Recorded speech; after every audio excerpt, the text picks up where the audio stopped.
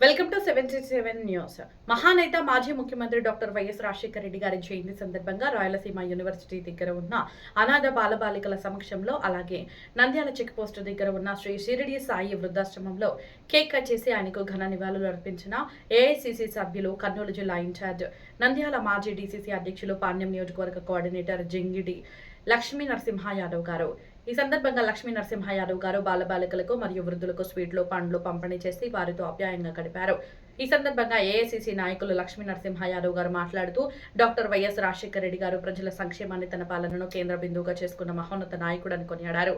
రైతుల కోసం ఉచిత విద్యుత్, పేదలకు ఆరోగ్య రక్షణ కల్పించిన ఆరోగ్యశ్రీ, పేద విద్యార్థులకు ఉన్నత విద్యా అవకాశాలు కల్పించే ఫీజు రియంబర్స్మెంట్, లక్షలాది నిరుపేద కుటుంబాలకు గృహాలు, జలయజ్ఞం ద్వారా సాగునీటి ప్రాజెక్టులకు ఊతం లాంటివి, అలాగే 108 అంబులెన్స్ మరియు 104 ఆరోగ్య సేవలు వంటి అనేక ప్రజాహిత కార్యక్రమాలు ఆయన పాలనలో అమలై ప్రజల జీవితాల్లో విశేష మార్పు తీసుకొచ్చాయని లక్ష్మీ నరసింహ యాదవ్ గారు పేర్కొన్నారు.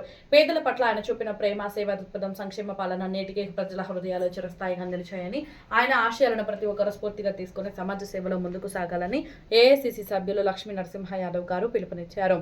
ఈ కార్యక్రమంలో పార్టీ నాయకులు, కార్యకర్తలు, అభిమానులు మరియు స్థానిక ప్రజలు పాల్గొని మహానేత వైఎస్ రాజశేఖర రెడ్డి గారికి ఘనంగా నివాళులు అర్పించారు.